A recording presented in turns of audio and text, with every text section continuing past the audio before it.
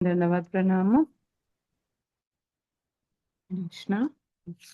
ഇന്ന് 31, 32 ശ്ലോകങ്ങളാണ് നമ്മൾ ഓരോരോ ഇന്ദ്രിയങ്ങൾ ഫോം ചെയ്യുന്നതിനെ കുറിച്ച് പറഞ്ഞ വിരാട് രൂപത്തില്. ഇവിടെ 31ാമത്തെ ശ്ലോകത്തില് ത്വക്ക്, ചർമ്മം, മാംസം അങ്ങനെ ഒരു 7 ഘടകങ്ങൾ പറയുന്നുണ്ട്. ത്വക്ക്, ചർമ്മ, മാംസ, രക്ത, പിന്നെ മേധസ്, മജ്ജ, അസ്ഥി. ആദ്യത്തെ ലൈനിൽ നോക്കുമ്പോ അറിയാം അല്ലെ?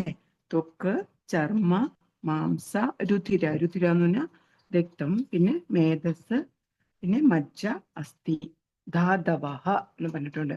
ഇത്രയും ധാതുക്കള്, 7 ധാതുക്കളുണ്ട്. 7 ധാതുക്കള്. പിന്നെ ഭൂമി, അപ്പ്. അപ്പ് എന്ന് പറഞ്ഞാൽ ജലം, തേജോ, മയ, അഗ്നി. അതുപോലെ അഗ്നി കഴിഞ്ഞാല് മയ എന്ന് പറയുമ്പോഴ് നമുക്കിവിടെ കൊടുത്തിട്ടുണ്ട് പ്രബലമായിരിക്കുന്നു. ഓക്കെ. പിന്നെ സപ്തപ്രാണോ വ്യോമാംബു.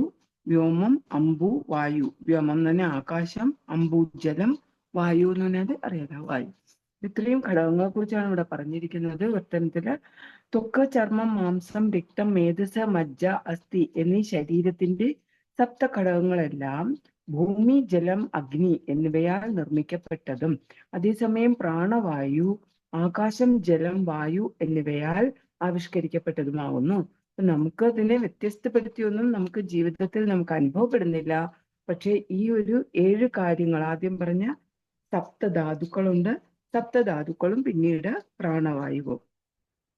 സപ്തധാതു എന്ന് പറയുന്നത് നമ്മുടെ ശരീരം അല്ലെ? നമ്മുടെ ശരീരത്തിന്റെ ആണല്ലോ ത്വക്കും, ചർമ്മവും, മാംസവും, രക്തവും ഇതെല്ലാം വരുന്ന എവിടെയാ? നമ്മുടെ ശരീരത്തിലാ വരുന്നത് അല്ലെ? ഇനി ഉള്ളിലുള്ളത് എന്ന് പറഞ്ഞാൽ സ്ഥൂല ശരീരവും സൂക്ഷ്മ ശരീരവും ഉണ്ട്. അപ്പൊ സ്ഥൂല ശരീരമാണ് 7 ധാതുക്കള്.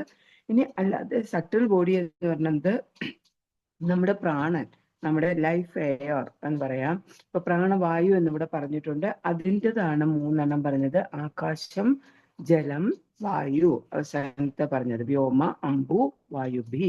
ഇത് 3 ഉണ്ടാകുന്നത്.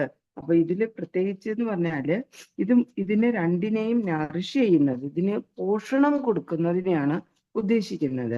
അപ്പൊ ഈ നമ്മുടെ ശരീരത്തിന് പോഷണം കൊടുക്കണമെങ്കിൽ എന്ത് വേണം? ഒരു എർത്ത്, വാട്ടർ, ഫയർ. ഇത് 3 വേണം. എർത്ത് എന്ന് പറയുമ്പോൾ പിന്നെ എന്താ, ഭൂമി അല്ലെ? ഭൂമി അല്ലെങ്കിൽ പൃഥ്വിയും ജലവും അതുപോലെ ഫയർ, അഗ്നിയും വേണം അതിനെ നറിഷ് ചെയ്യാൻ വേണ്ടിയിട്ട്. ഇപ്പോ ഈ ഫ്രഷ് ആയിട്ട് അതിനെ പ്രൊഡ്യൂസ് ചെയ്യുന്നത്, വളരെ ഫ്രഷ് ആയിട്ട് തന്നെ അറിയും. ഫ്രഷ് ആയിട്ട് അതിനെ പ്രൊഡ്യൂസ് ചെയ്യുന്നത് എന്താണ്? എർത്തിൽ നിന്നാണ് പ്രൊഡ്യൂസ് ചെയ്യുന്നത്. എന്ത് സാധനവും നമുക്ക് ഫ്രഷ് ആയിട്ട് കിട്ടുന്ന എവിടെ നിന്നാ? ഭൂമിയിൽ നിന്നാ വരുന്നത്. അപ്പൊ ആ ഒരു സാധനം അത് അവിടെ പൃഥ്വി വരുന്നു. പിന്നീട് ഫ്രഷ് വാട്ടർ, നമുക്ക് കുടിക്കാനായിട്ടുള്ള ഫ്രഷ് ആയിട്ടുള്ള ജലം ലഭിക്കുന്നു. അതുപോലെ ഫയർ എന്നതുകൊണ്ട് നമുക്ക് ഇവിടെ ഉദ്ദേശിക്കുന്നത് നമുക്ക് സൺലൈറ്റ്. അഗ്നിയിൽ എന്തൊക്കെയുണ്ട്? അഗ്നിയിൽ താപമുണ്ട്, അതുപോലെ അഗ്നിക്ക് ചൂടുമുണ്ട്, പിന്നെ പ്രകാശവും ഉണ്ട് അല്ലെ? നമ്മളൊരു വിളക്ക് തെളിയിച്ച് വെച്ചാല് തൊട്ട് കഴിഞ്ഞാൽ പൊള്ളും, അതിന് ചൂടുണ്ട്. ഇനി അതെന്താണ്? അത് ഇരുട്ടിനെ മാറ്റി പ്രകാശം തരും. ഇതുകൊണ്ട് ഉദ്ദേശിക്കുന്ന അവിടെ സൺലൈറ്റ് ആണ്, സൂര്യപ്രകാശം. സൂര്യപ്രകാശത്തിൽ എന്തുണ്ട്? പ്രകാശവും ഉണ്ട്, അതുപോലെ തന്നെ ചൂടുമുണ്ട്. അപ്പൊ ഈ 3 കാര്യങ്ങള് നമുക്ക് നമ്മുടെ ശരീരത്തെ പോഷിപ്പിക്കുന്നതാണ്. നമുക്കിത് 3 ജീവിക്കാൻ പറ്റുമോ? ഭൂമിയിൽ മണ്ണില്ലാണ്ട്, ഭൂമിയില്ലാണ്ട് നമുക്ക് പറ്റില്ല അല്ലെ? കുടിക്കാൻ വെള്ളമില്ലാണ്ട് നമുക്ക് പറ്റില്ല. സൂര്യപ്രകാശം ഇല്ലാണ്ട്, അല്ലെങ്കിൽ ചൂടും വെളിച്ചവും ഇല്ലാണ്ട് നമുക്ക് പറ്റില്ല. ഈ 3 കാര്യങ്ങൾ, ഈ 7 ധാതുക്കളെ, 7 ധാതുക്കൾ ഇവിടെ പറഞ്ഞിരിക്കുന്നത് ത്വക്ക്, ചർമ്മം, മാംസം, ഇതിനെ എല്ലാറ്റിനെയും പോഷിപ്പിക്കാനായിട്ട് ഉപയോഗപ്പെടുന്നു. ഒരു കുഞ്ഞ് ജനിച്ച് അതിന് ഭക്ഷണം കൊടുത്ത് അതിന് പോഷണം കൊടുക്കുന്നു, അതാണ് പോഷിപ്പിക്കുക എന്ന് പറയുന്നത്. അപ്പൊ ആ ഭക്ഷണമായിട്ട്, അല്ലെങ്കിൽ ആ ഭക്ഷണത്തിന്റെയും നമ്മുടെ ജീവസന്ധാരണത്തിന്, നമുക്ക് ജീവിക്കണമെങ്കിൽ ഏറ്റവും പ്രാഥമികമായിട്ട് വേണ്ട കാര്യങ്ങളാണ് ഇത് അല്ലെ? ഭൂമി വേണം, അതുപോലെ വെള്ളം വേണം, പിന്നെ നമുക്ക് അഗ്നി അല്ലെങ്കിൽ താപവും പ്രകാശവും നമുക്ക് ആവശ്യമുണ്ട്. അത് നമ്മുടെ പുറമേ ഉള്ള ശരീരത്തിന് ആവശ്യമായിട്ടുള്ള കാര്യങ്ങളാണ്. ഇനി നമ്മുടെ ഉള്ളിലുള്ള പ്രാണവായു അല്ലെങ്കിൽ നമ്മുടെ ആത്മാ, അതിനെ നമുക്ക് പോഷിപ്പിക്കണമെങ്കിൽ എന്തൊക്കെ വേണം? Air, ether, water. വ്യോമം എന്ന് പറഞ്ഞാല് ആകാശം, പിന്നെ ജലം, പിന്നെ വായു. ഇത് മൂന്നുമാണ് നമ്മുടെ പ്രാണനെ പോഷിപ്പിക്കുന്നത്. നമുക്ക് ഫ്രഷ് എയർ വേണമല്ലോ, നമ്മുടെ ആത്മാവ് നമ്മുടെ ശരീരത്തിൽ നിൽക്കണമെങ്കിൽ, അല്ലെങ്കിൽ നമ്മുടെ പ്രാണൻ നിൽക്കണമെങ്കിൽ നമുക്ക് എന്ത് വേണം? വായു വേണം, അല്ലെ? അതാണ് വ്യോമ അമ്പു വായുഭി പറഞ്ഞത്. ഇനി വാട്ടർ എന്ന് പറയുമ്പോൾ നമ്മുടെ ശരീരം, അല്ലെങ്കിൽ നമുക്ക് വെള്ളം കുടിക്കണം. നമ്മുടെ ആത്മാവ് കിടക്കണം എന്നുണ്ടെങ്കിൽ, പ്രാണവായു കിടക്കണം എന്നുണ്ടെങ്കിൽ നമുക്ക് വെള്ളം കുടിക്കണം. ഇനി നമ്മൾ ആദ്യം ശരീരത്തിന്റെ കാര്യം പറയുമ്പോൾ നമ്മൾ വെള്ളം പറഞ്ഞാൽ നമ്മുടെ ശരീരത്തെ സ്നാനം ചെയ്യുക, നമ്മൾ കുളിക്കുക ഒക്കെ, നമ്മുടെ ഫ്രഷ് ആയിട്ട് കുളിച്ച് നമ്മുടെ ബോഡിയൊക്കെ ഒന്ന് ഉണർവ് വരും. നമ്മൾ വളരെ ക്ഷീണിച്ചിരിക്കുന്ന സമയത്ത് നമുക്ക് ഒന്ന് ഉണർവ് വരണമെങ്കിൽ, അല്ലെങ്കിൽ രാവിലെ ഉറക്കം എണീച്ചു കഴിഞ്ഞാൽ നല്ലൊരു ഉണർവ് വരണമെങ്കിൽ നമ്മൾ എന്താണ്? വെള്ളം ഉപയോഗിച്ച് നമുക്ക് കുളിക്കാം. അപ്പൊ നമ്മുടെ ശരീരത്തെ അതിനെ വൃത്തിയാക്കുക, ശുചിയാക്കുക എന്നുള്ളത് മാത്രമല്ല, അവിടെ ഒരു ഉണർവ്, ബുദ്ധിക്കും മനസ്സിനും ഒക്കെ ഒരു ഉണർവ് വരാൻ അവിടെ ജലം ആവശ്യമാണ്. അതുപോലെ തന്നെ ഇവിടെ സട്ടിൽ ബോഡി, അല്ലെങ്കിൽ സൂക്ഷ്മമായിട്ടുള്ള ശരീരം, ആത്മാവ്, അല്ലെങ്കിൽ പ്രാണവായു, ഇതിന് ഒന്ന് ഉന്മേഷം വരണമെങ്കിൽ നമുക്ക് വെള്ളം കുടിക്കാനായിട്ട് ഉപയോഗിക്കാം. അതുപോലെ തന്നെ അല്ലാതെ പല കാര്യത്തിനും നമുക്ക് വെള്ളം ഉപയോഗിച്ച് തന്നെ നമ്മൾ പാചകം ചെയ്യുന്നതും അങ്ങനെയുള്ള കാര്യങ്ങൾ, അല്ലെ? അപ്പൊ അവിടെ നമുക്ക് ജലം ആവശ്യമുണ്ട്. ഇനി എന്താ?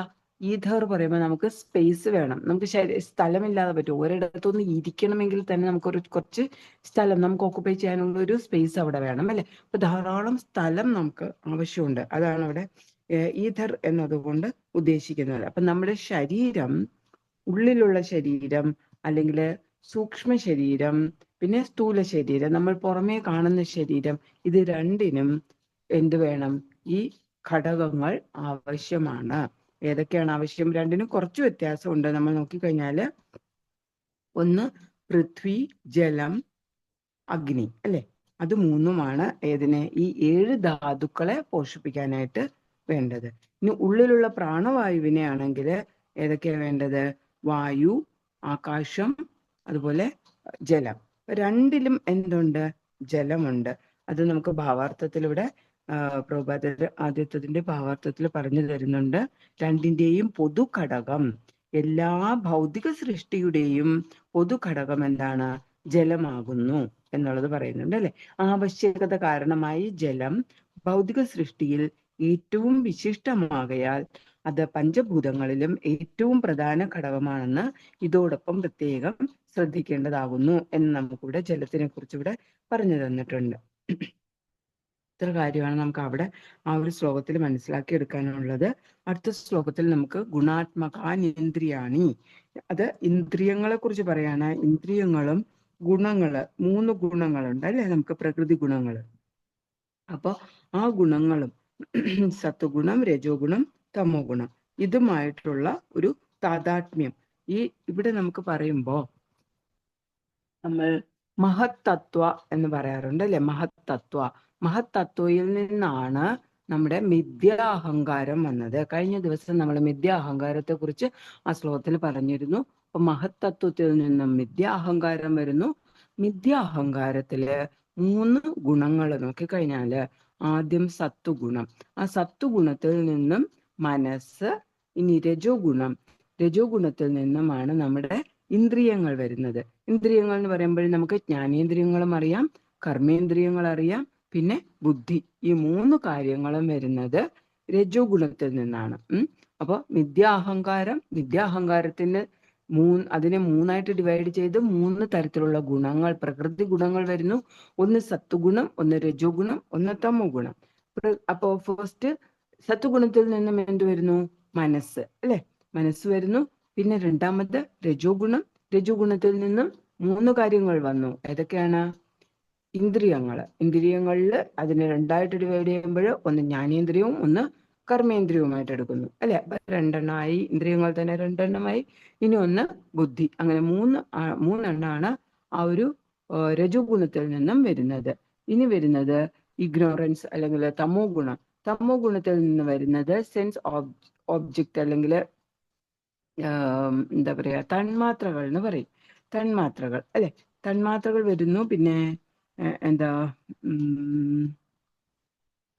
പഞ്ചഭൂതങ്ങൾ ഇപ്പൊ നമ്മൾ പറഞ്ഞല്ലോ, പഞ്ചഭൂതങ്ങൾ ഇവിടെ നമ്മൾ പറഞ്ഞു, അല്ലെ? അത് തമോ ഗുണത്തിൽ നിന്ന് വരുന്നു. അപ്പൊ ആദ്യം ഏതാ വരിക? തന്മാത്രകൾ എന്ന് പറയുമ്പോൾ ശബ്ദം, സ്പർശം, രൂപം, പിന്നെ ഗന്ധം, പിന്നെ അതുപോലെ ഒരെണ്ണം കൂടി ഉണ്ടല്ലോ, ഫ്ലേവറിന് എന്താ പറയാ, ഗന്ധം ഗന്ധം ഗന്ധം ഗന്ധം പറഞ്ഞു, ഗന്ധമല്ല, ഫ്ലേവർ, രുചി രുചി രുചി, രുചി, അതെ, രുചി, മലയാളം രുചിയാണ്. ഫ്ലേവർ, ഫ്ലേവർ നമുക്ക് ഡെലീഷ്യസ് ഫ്ലേവർ അല്ലേ, വാനില എസൻസ് ഒക്കെ നമ്മൾ പറയത്തില്ലേ, ഓരോരോ ഫ്ലേവർ എന്ന് പറയും. അത് രുചി എന്റെ മലയാളം. അപ്പൊ ഈ 5 തന്മാത്രകൾ, ഈ 5 തന്മാത്രകൾ എവിടെ നിന്നാ വരുന്നത്? തമോ ഗുണത്തിൽ നിന്നാണ് വരുന്നത്. അപ്പൊ അവിടെ നമുക്ക് ആദ്യം വരുന്നത് സെൻസ് ഓബ്ജക്റ്റ്, അല്ലെങ്കിൽ ആ ഒരു എലിമെന്റ് എന്ന് പറയുന്നത് സൗണ്ട് ആണ്, ശബ്ദം. ശബ്ദത്തിൽ നിന്നും ശബ്ദം വരുന്നത്, തന്മാത്ര വരുന്നത് ഏതിൽ നിന്നാ? ആകാശം, അല്ലെങ്കിൽ ഈതർ. ഇവിടെ നമ്മൾ വ്യോമ, അമ്പു, വായു പറഞ്ഞില്ലേ? അപ്പൊ അതുപോലെ ആ പഞ്ചഭൂതങ്ങളിൽ നിന്നുമാണ് ഈ ഓരോ തന്മാത്രകളും വരുന്നത്. മനസ്സിലായോ? പഞ്ചഭൂതങ്ങളിൽ നിന്നാണ് ഓരോ തന്മാത്രകൾ വരുന്നത്. തന്മാത്രകളാണ് ഇപ്പൊ നമ്മൾ പറഞ്ഞത്: ശബ്ദം, സ്പർശം, രൂപം, ഗന്ധം, രുചി പറഞ്ഞത്. അപ്പോ ഏതൊക്കെയാ നമ്മുടെ പഞ്ചഭൂതങ്ങൾ? ആകാശം, വായു, അഗ്നി, ജലം, ഭൂമി.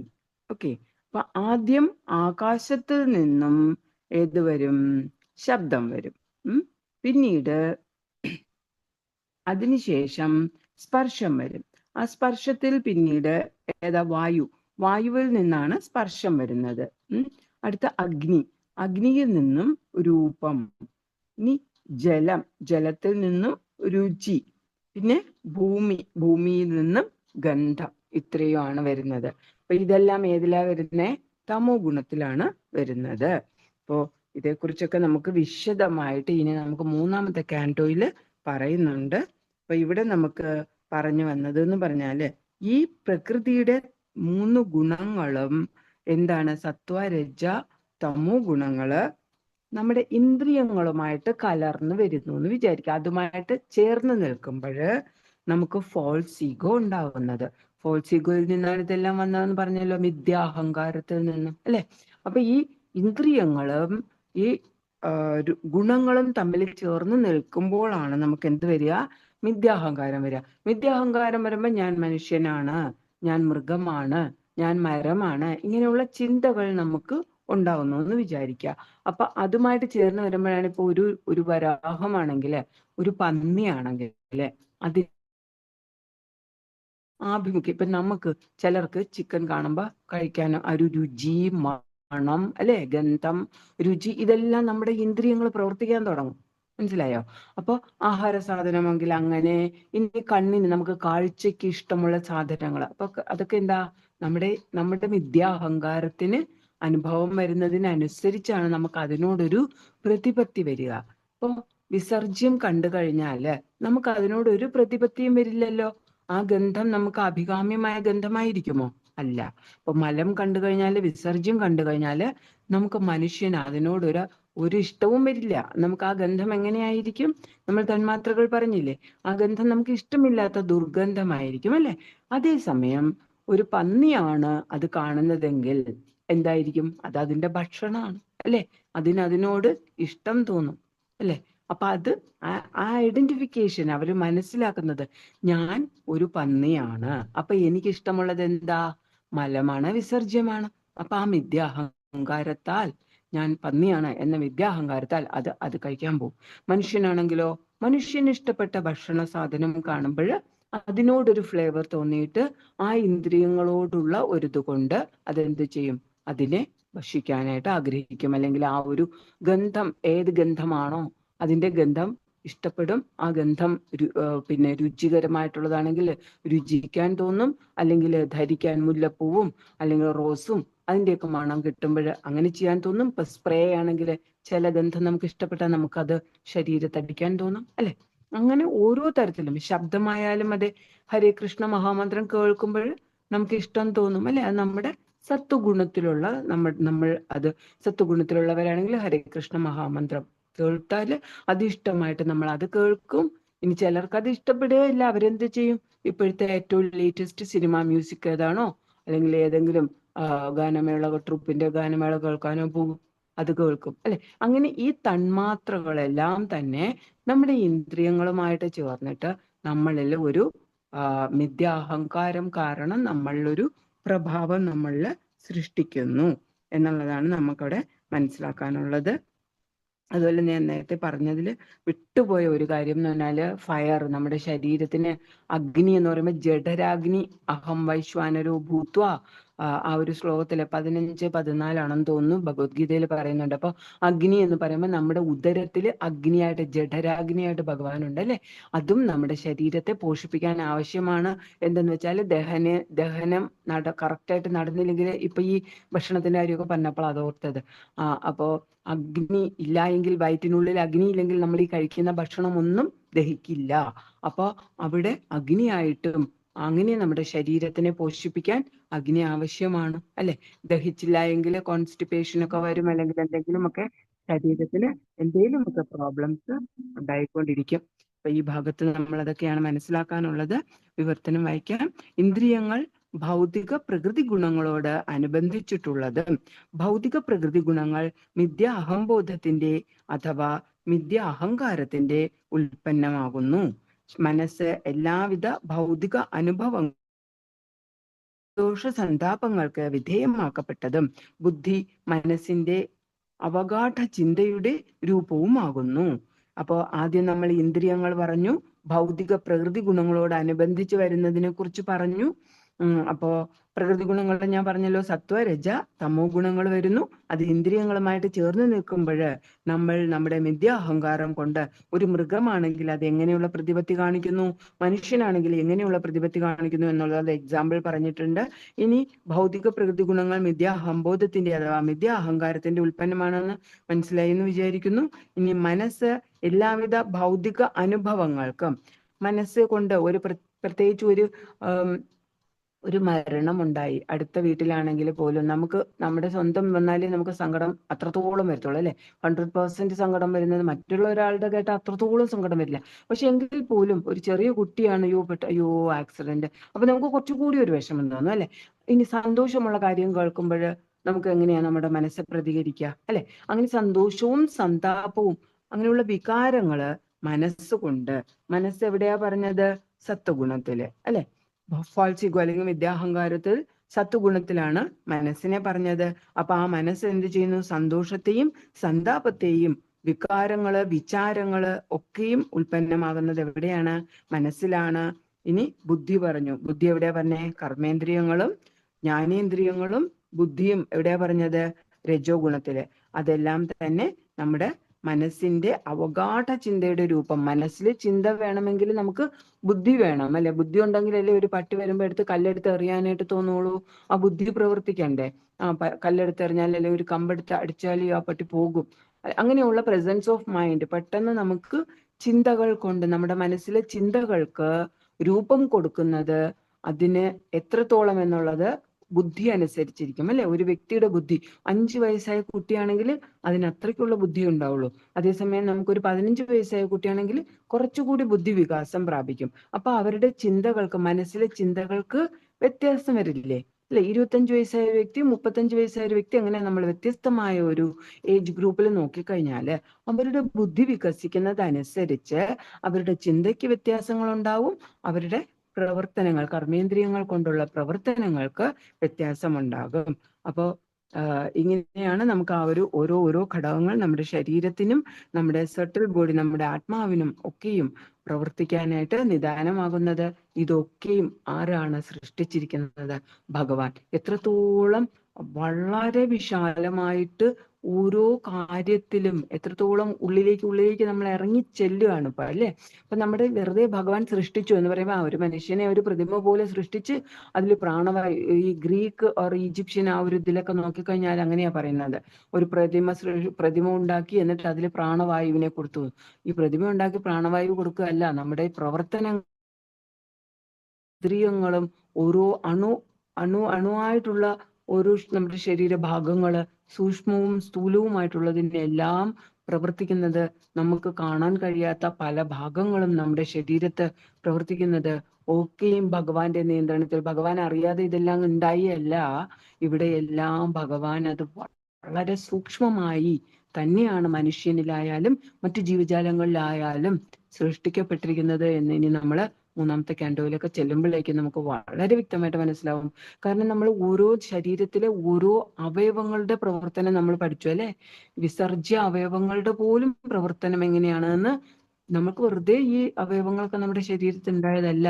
ഭഗവാൻ അതെല്ലാം വളരെ രൂപകൽപ്പന ചെയ്ത് തന്നെ ഉണ്ടാക്കിയിരിക്കുന്നതാണ് എന്ന് നമുക്ക് മനസ്സിലാക്കാനായിട്ട് കഴിയും അല്ലെ. ഒരു വ്യക്തി ഒരു കമ്പ്യൂട്ടർ ഉണ്ടാക്കിയാൽ അതിനെ നമ്മളിവിടെ ഘോഷിച്ച് ഒരു പുതിയതായിട്ടൊരു കമ്പ്യൂട്ടർ ഉണ്ടാക്കി എന്ന് പറഞ്ഞ് അവർക്ക് അവാർഡ് കൊടുത്ത് അവരൊരു തിയറി സബ്മിറ്റ് ചെയ്തു എന്ന് പറഞ്ഞിട്ട് അവർക്ക് നോബൽ പ്രൈസ് കൊടുത്ത് ഒക്കെയും അവരെ വളരെയധികം ഗ്ലോറിഫൈ ചെയ്യുന്നുണ്ട്, സ്തുതിക്കുന്നുണ്ട്. പക്ഷെ ഇത്രയും ഇതിനെല്ലാം കാരണക്കാരനായ ഈ ബുദ്ധിയും ഈ അവയവങ്ങളും എല്ലാം എല്ലാം എല്ലാം നമ്മൾ എന്ന ഒരു ഭൗതികമായിട്ടും ആധ്യാത്മികമായിട്ടും ഒക്കെ നമ്മളെല്ലാം സൃഷ്ടിച്ച ഭഗവാനെ എത്ര പേര് സ്തുതിക്കുന്നു അല്ലെ. എത്ര പേര് ശരണാഗതി പ്രാപിക്കുന്നു ആ സൃഷ്ടികർത്താവിന്?